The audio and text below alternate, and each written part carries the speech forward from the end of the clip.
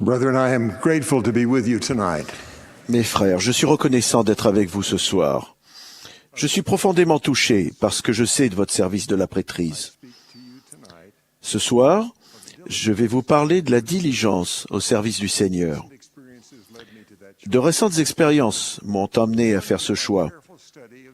L'une a été mon étude attentive du remarquable nouveau livret de la prêtrise d'Aaron.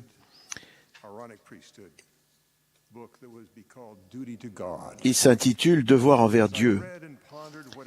Alors que je le lisais et que je méditais sur ce qu'on attend que les jeunes gens fassent ou deviennent, je me suis rendu compte que cela décrivait ce que Brigham Young avait promis aux détenteurs de la prêtrise diligents durant toute leur vie. Je cite, « Quelqu'un qui a une part dans la prêtrise et reste fidèle à son appel, qui prend constamment plaisir à faire tout ce que Dieu exige de lui et continue sa vie durant à accomplir tous les devoirs, s'assurera non seulement le privilège de recevoir, mais la connaissance quant à la manière de recevoir les choses de Dieu, de sorte qu'il connaîtra constamment la volonté de Dieu. » Il y a quelques semaines, j'ai vu un nouveau diacre débuter sur ce chemin de la diligence. Son père m'a montré un schéma que son fils avait fait et qui comprenait chaque rang de la chapelle, un numéro pour chaque diacre ayant la tâche de distribuer, et le déplacement de chacun dans la salle pour distribuer la Sainte Seine aux membres. Son père et moi avons souri en pensant à ce garçon qui, sans qu'on le lui ait demandé, avait fait un plan pour être sûr qu'il réussirait dans son service de prêtrise. J'ai reconnu dans sa diligence le modèle du nouveau livret du devoir envers Dieu, qui est d'apprendre ce que le Seigneur attend de nous, d'élaborer un projet pour l'accomplir, de réaliser ce projet avec diligence, et ensuite de faire savoir comment nous ou d'autres personnes ont été bénis par cette expérience. Le diacre avait fait ce schéma pour faire ce à quoi le Seigneur l'avait appelé. À l'aube de son service de prêtrise, le Seigneur lui enseignait de prendre constamment plaisir à faire ce que Dieu exige de lui. L'autre expérience qui m'a conduit à parler ce soir de la diligence a été d'observer un homme approchant de la fin de son service de prêtrise, ici-bas. Il avait été 2 fois évêque. Il était jeune quand il a été appelé évêque pour la première fois, des années avant que je le rencontre. Maintenant, il était âgé et relevé pour la 2e fois de son appel d'évêque. Ses handicaps physiques de plus en plus lourds rendaient difficile tout service de prêtrise. Mais il avait un plan pour agir avec diligence.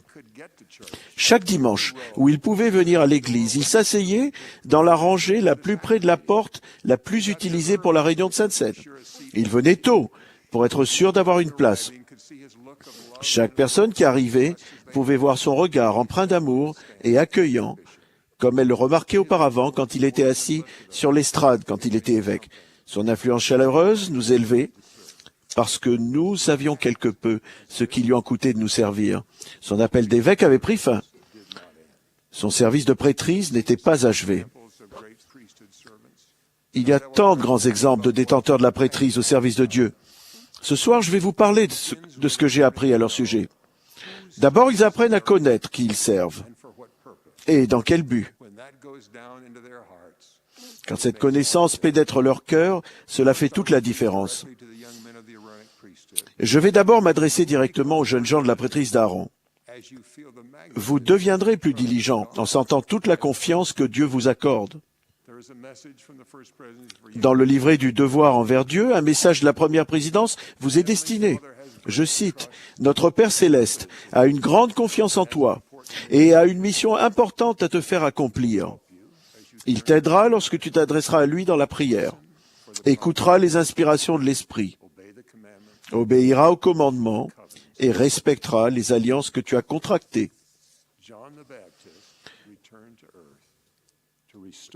Jean-Baptiste est revenu sur terre pour établir la prêtrise que vous détenez. Il détenait les clés de la prêtrise d'Aaron. C'est Jean que Jésus est venu trouver pour être baptisé. Jean savait qui l'avait appelé. Il dit au Seigneur, « C'est moi qui ai besoin d'être baptisé par toi. » Quand le Seigneur l'a ordonné Joseph Smith et Oliver Cowdery en mai 1829, Jean savait que la prêtrise d'Aaron détient les clés du ministère d'ange, de l'évangile de repentance et du baptême par immersion pour la rémission des péchés. Il savait qui l'avait appelé et dans quel but glorieux il avait été appelé. Vos appels de la prêtrise vous permettent d'offrir la Sainte Seine du Seigneur aux membres actuels de son Église. C'est le pouvoir que le Seigneur accorda aux 12 apôtres pendant son ministère. Il le fit à nouveau après sa résurrection, quand il appela 12 disciples pour diriger son Église. Comme le décrit le livre de Mormon, le Seigneur lui-même a fourni les emblèmes de son sacrifice infini et les a bénis et les a distribués aux gens.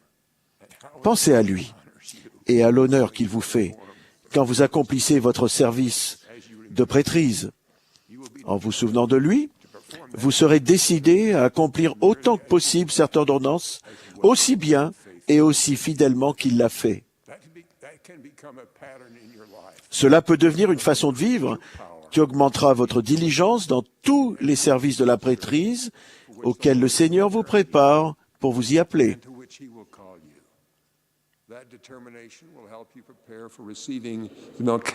Cette détermination vous préparera à recevoir la prêtrise de Melchisédek, anciennement appelée la prêtrise selon l'ordre du Fils de Dieu. Je vais maintenant m'adresser à tous ceux qui ont eu l'honneur d'être appelés à servir dans la prêtrise de Melchisédek. Comme la prêtrise d'Aaron, la prêtrise de Melchisédek est plus que la mission de faire ce que le Seigneur ferait. C'est une invitation à devenir tel qu'il est. Voici sa promesse. Car tous ceux qui, par leur fidélité, obtiennent ces deux prêtrises dont j'ai parlé et magnifient leur appel, sont sanctifiés par l'Esprit, à tel point que leur corps est renouvelé. Et ils deviennent les fils de Moïse et d'Aaron, la postérité d'Abraham, l'Église et le royaume, et les élus de Dieu. Et tous ceux qui reçoivent cette prêtrise me reçoivent, dit le Seigneur, car celui qui reçoit mes serviteurs me reçoit, car celui qui me reçoit reçoit mon Père, et celui qui reçoit mon Père reçoit le royaume de mon Père. C'est pourquoi tout ce que mon Père a lui sera donné. C'est la manière selon laquelle chaque détenteur de la prêtrise est élevé vers cette bénédiction glorieuse.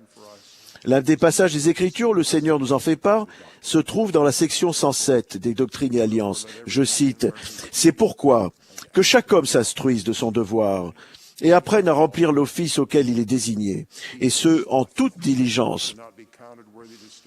Le paresseux ne sera pas considéré comme digne de demeurer, et celui qui ne s'instruit pas de son devoir et se montre déméritant ne sera pas considéré comme digne de demeurer. » J'ai dit, Amen.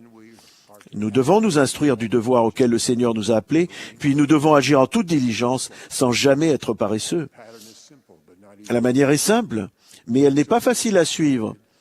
Nous nous laissons si facilement distraire. Étudier les nouvelles du jour peut paraître plus intéressant que l'étude du manuel de leçons de la prêtrise.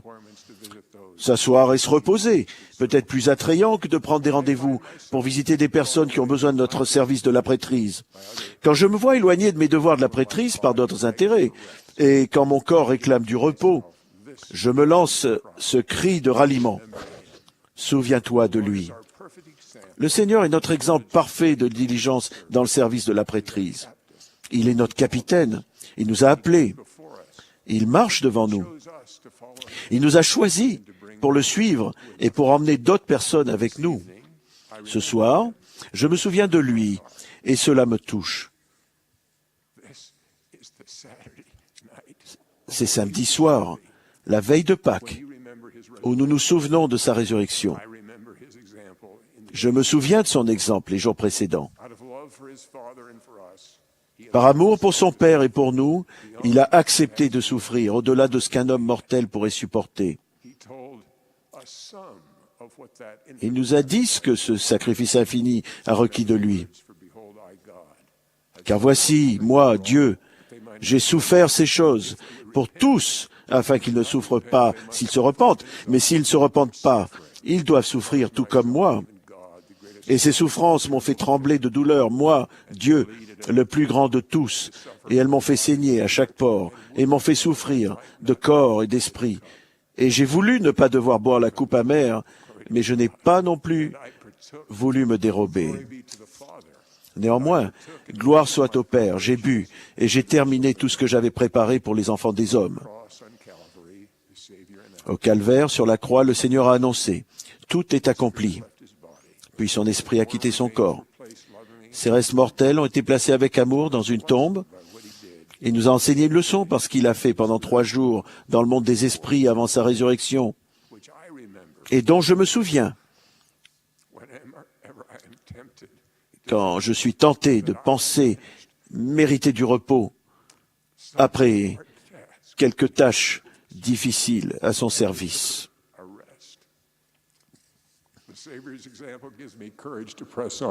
L'exemple du Sauveur me donne le courage d'avancer. Sa tâche dans la condition mortelle était terminée, mais il est entré dans le monde des esprits, déterminé à continuer son œuvre glorieuse de salut des âmes. Il a organisé l'action d'esprit fidèle pour sauver les âmes qui pouvaient encore avoir part à la grâce rendue possible par son sacrifice expiatoire.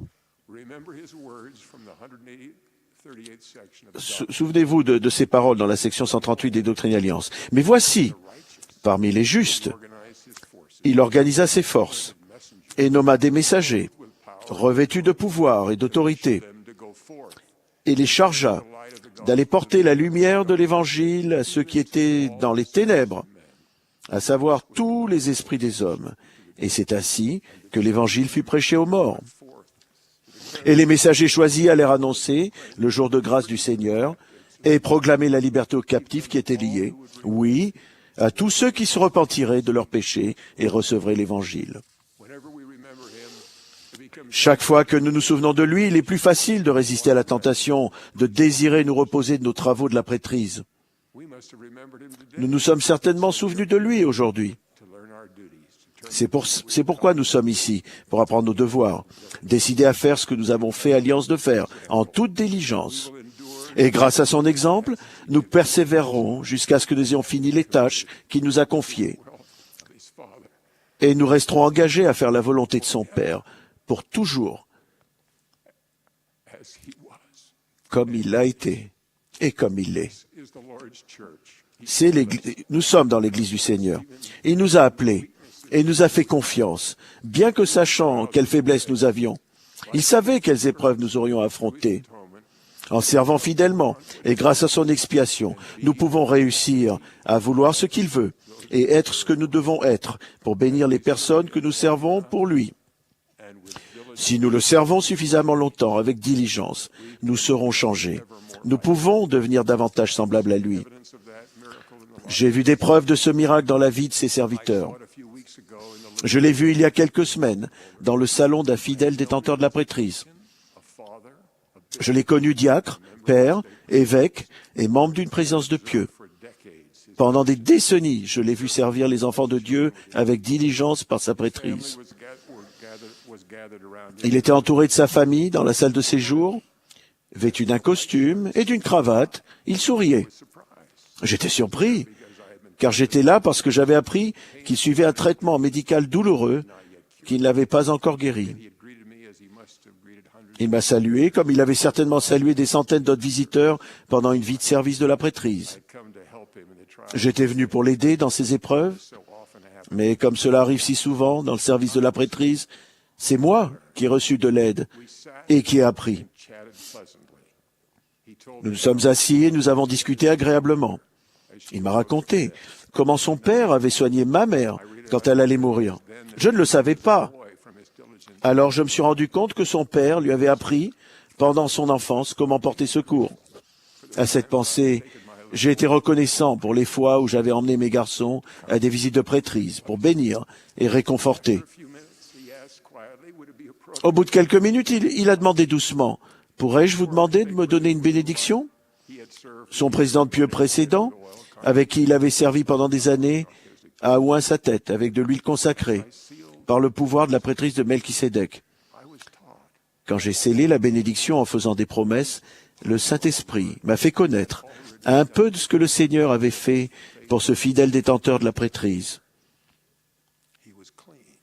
Lavé de ses péchés, il était pur. Sa nature avait changé, au point de vouloir ce que le Seigneur voulait. Il n'avait pas peur de la mort. Le désir de son cœur était de vivre pour rendre service à sa famille et aux autres enfants de notre Père Céleste qui avaient besoin de lui. Je suis ressorti dans la nuit, reconnaissant d'avoir été témoin de la gentillesse du Seigneur envers ses serviteurs de la prêtrise diligents. Il change leur cœur afin qu'ils veuillent ce qu'il veut et qu'ils agissent comme il le ferait. Je conclus maintenant par ce conseil aux serviteurs de la prêtrise du Seigneur. Méditez profondément et diligemment sur les Écritures et les paroles des prophètes vivants. Persévérez dans la prière, afin que le Saint-Esprit vous révèle la nature de Dieu le Père et de son Fils bien-aimé. Priez pour que l'Esprit vous montre ce que le Seigneur veut que vous fassiez. Planifiez de le faire.